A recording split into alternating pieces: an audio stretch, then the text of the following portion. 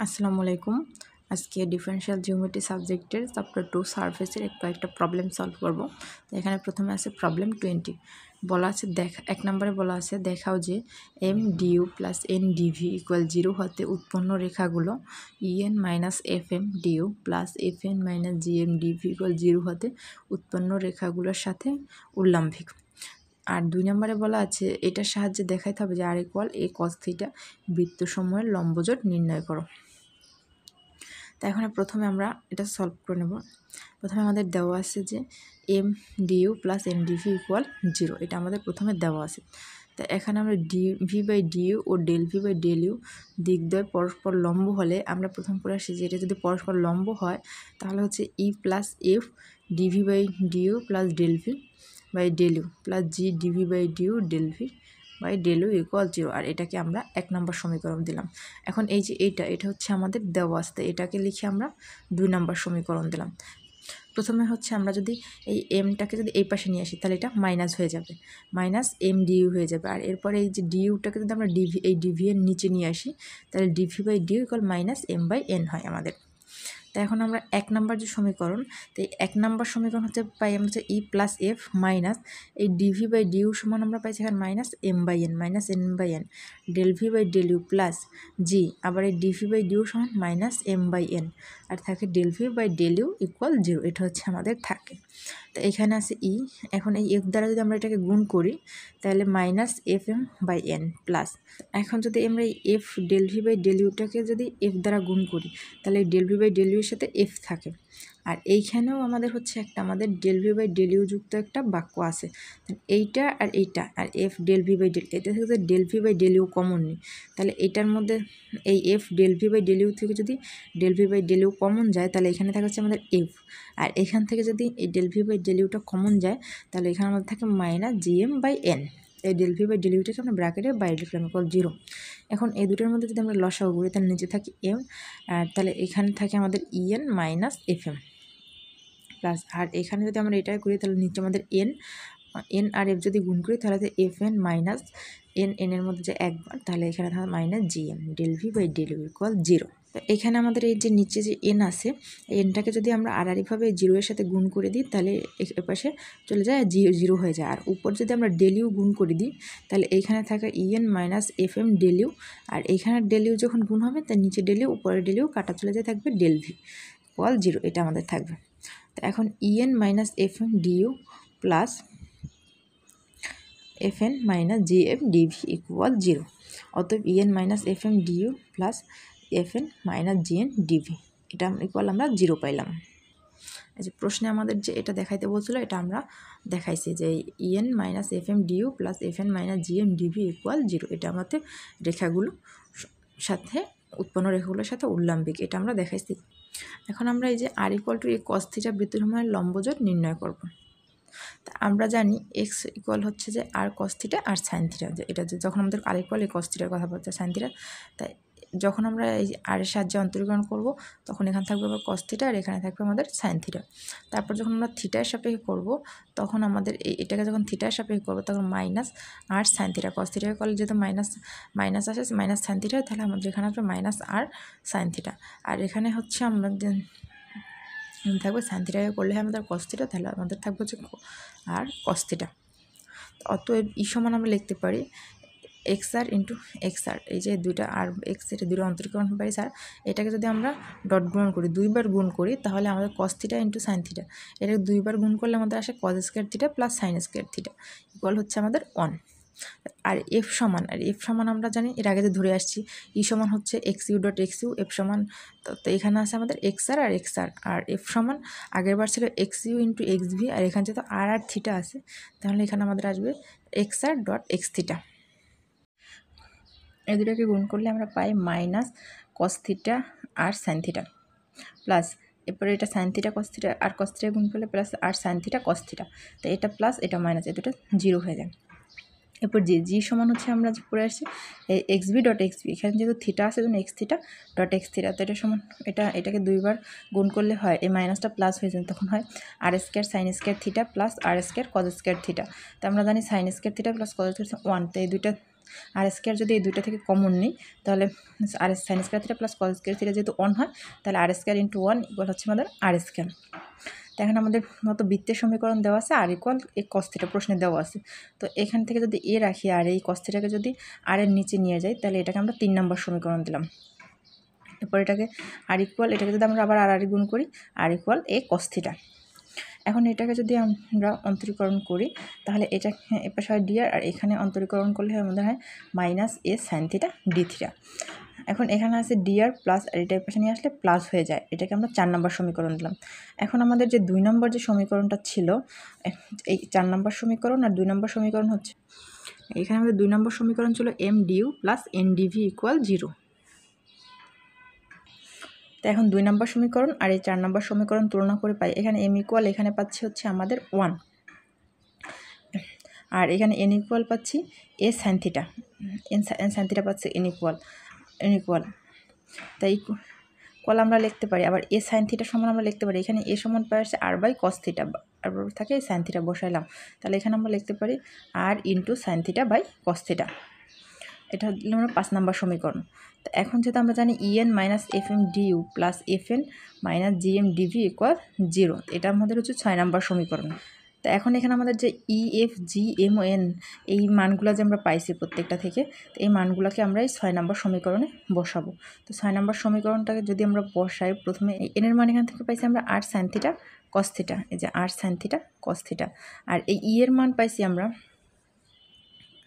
এখান থেকে ই এর মান পাইছি আমরা 1, আর এফ এর মান 0 আর জি এর মান আর স্কোয়ার। এই এফ এর মান যেহেতু এখানে এফ এর মান 0, এই এম এর মান হচ্ছে 1 ডি আর প্লাস, এরপর আছে আমাদের এফ এন। এখানে এফ এর মান যেহেতু আমরা 0 পাইছি তাহলে 0-দের সাথে এন এর মান গুণ করলে 0 হয়ে যায়।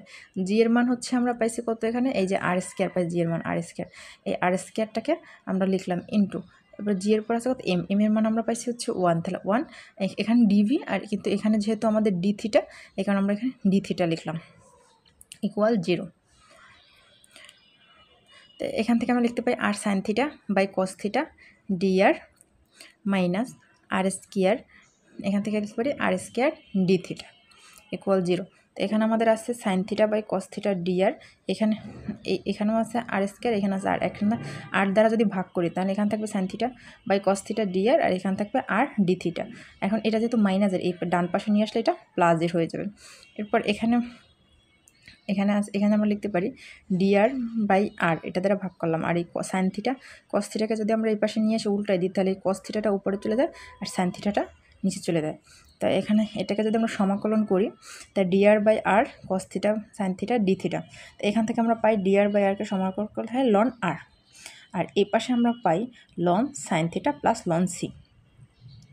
তো এখানে আমাদের হচ্ছে লন আর, আর এখান থেকে যদি আমরা এখান থেকে আমরা লিখতে পারি সি সাইন থিটা, এই ln sine theta plus ln C, এই লন সিটা হচ্ছে আমাদের এখানে ধ্রুব, তাহলে এখানে আমরা লিখতে পারি সি সাইন, লনটাকে কমন নিয়ে আমরা লিখতে পারি সি সাইন থিটা। তা ইকুয়াল আর সমান আমরা লিখতে পারি এপাশে লন এপাশে লন যদি বাদ দিয়ে দিই তাহলে এখানে আর ইকুয়াল সি সাইন থিটা। এরপর এখানে আছে আমাদের প্রবলেম 21, বলা আছে দেখাও যে A DU square plus 2b DU DB plus C DV square equal to 0 হতে উৎপন্ন রেখাগুলির উল্লম্বিক, যদি বলা আছে EC minus 2fb plus G equal to 0 হয়। তো এখানে রেখার যে সমীকরণটা দেওয়া আছে এটা হচ্ছে আমাদের রেখার সমীকরণ দেওয়া আছে। তো এখান থেকে আমরা লিখতে পারি, এখানে যদি এই যে ডিউ স্কোয়ার দিয়ে যদি আমরা প্রত্যেকটাকে ভাগ দিই তাহলে হচ্ছে আমাদের এখানে থাকে হচ্ছে এ, আর এখানে থাকে হচ্ছে 2b DV by DU plus C, এখানে থাকে DV by DU square equal 0। তো এখানে যদি আমরা এই যে সি আর C DV by DU square plus 2b DV by DU plus এভাবে সাজাইলাম, এটাকে আমরা 1 নম্বর সমীকরণ দিলাম। এখন এই 1 নং সমীকরণের মূলদ্বয় আলফা বিটা ধরে নিলাম, এই সমীকরণের মূলকে আমরা ধরলাম আলফা বিটা, তাহলে আমরা পাই alpha plus beta equal alpha plus beta equal যদি ধরি তাহলে এখানে আছে 2b আর এটা হচ্ছে সি, এই মাইনাস সি। আর যখন আমরা গুণ অবস্থায় ধরবো তখন আমরা হচ্ছে পাবো আলফা বিটা গুণ এ বাই সি, তখন আমরা পাবো এ বাই সি।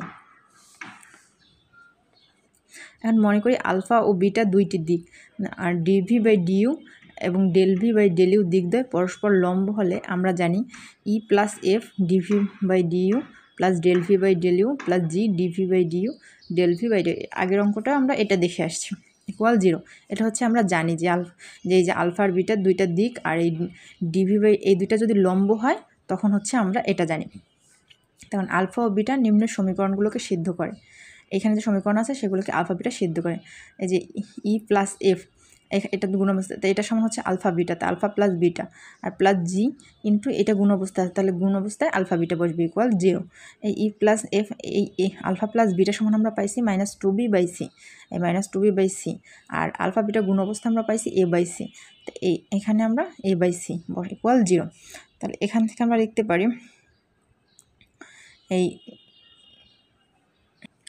এখানে যদি আমরা প্রত্যেকটার সাথে সি গুণ করে দিই তাহলে এখানে আমাদের থাকে ইসি, আর এখান থেকে -2bf, এইখানে সি গুণ করলে এই সি এ কাটাকাটি যায়, আর এইখানে থাকে জিএ, এইখানে সি গুণ করলে এই সি এর সাথে এই সিটা কাটাকাটি করে যায় ইকুয়াল 0 বসে। এটা সমান যেহেতু আমরা 0 পাইছি তাহলে এটা আলফা বিটা সমীকরণটাকে সিদ্ধ করছে, আর এটা হচ্ছে বলা আছে যে কোনগুলো উল্লম্বিক দেখাইতে বলছে, তো এটা আমরা দেখাইছি। এরপর হচ্ছে প্রবলেম 31। এখানে বলা আছে x² y plus 2xz equal 4 বক্রতলে 2, -2, 3 বিন্দুতে একক অবিলম্ব ভেক্টর নির্ণয় করে। এটা আমাদের নির্ণয় করতে বলা আছে।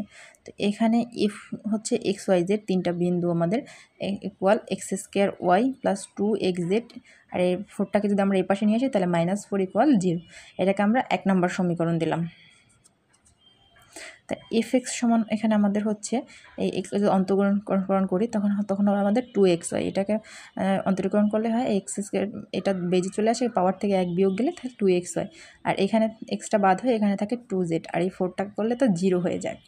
এরপর যখন আমরা এটাকে y এর সাপেক্ষে করব তখন এখানে থাকবে আমাদের x², এই ওয়াইটা বাদ চলে যাবে, আর এটার সাথে y নেই এটার সাথে y নেই, তাহলে এই দুটো 0 হয়ে যাবে। আর যখন জেটের সাপেক্ষে করব তখন শুধু এই মানটা থাকবে আমাদের 2x, আর এই দুটা 0 হয়ে যাবে। তো এখন আমরা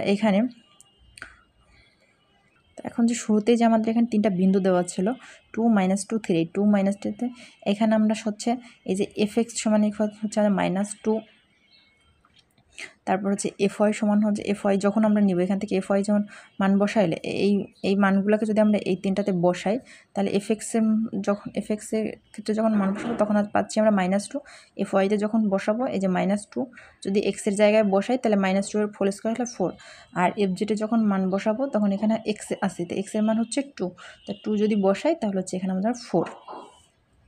এই তিনটা হচ্ছে এক্স ওয়াই জেড এর মান, তাই জেড এর মান এক্স ওয়াই জেড যেখানে আছে সেখানে মান বসাবো, তখন আমরা F X F Y F Z এর মান পাবো। তাহলে প্রদত্ত পৃষ্ঠের অবিলম্ব ভেক্টর হলো এন, অবিলম্ব এন সমান আমরা লিখতে F X F Y F Z, তাহলে F X F Y F Z সমান আমরা পাইছি এফ এক্স সমান -2, এফ ওয়াই সমান 4, এফ জেড সমান 4। তাহলে এখানে অবিলম্ব ভেক্টর আমরা বের করতে পারি, তাই এখানে আমরা জানি তিনটারই √ আর হোল স্কয়ার হবে, তো -2 এর উপর স্কয়ার করলে হয় 4, 4কে স্কয়ার করলে হয় 16, আর এই 4কে স্কয়ার করলে 16, তো এটাকে যদি আমরা যোগ করে রুট করি তাহলে হচ্ছে আমাদের 6। তাহলে এখানে আমাদের তিনটা বিন্দু 2, -2, 3 বিন্দুতে একক অবিলম্ব ভেক্টর হচ্ছে আমরা পাচ্ছি এই যে 6, এই 6টা হচ্ছে এই -2/6 এই 6টা দ্বারা ভাগ করে দেবো 4/6, 4/6 ইকুয়াল আমরা লিখতে পারি। এখানে আমরা লিখতে পারি এই 2 দ্বারা 6কে ভাগ করা যায় তাহলে আমরা লিখতে পারি -1/3, আবার এখানে যদি 4 আর 6 দুইটাকে 2 দ্বারা ভাগ করা যায় তাহলে আমরা লিখতে পারি 2/3, এই 4 আর 6 দুইটাকে ভাগ করে লিখতে পারি 2/3। তো এখানে প্রশ্নে আমাদের বলা আছে অবিলম্ব ভেক্টর নির্ণয় করতে, এখানে এই যে আমাদের এটা হচ্ছে আমাদের অবিলম্ব ভেক্টর।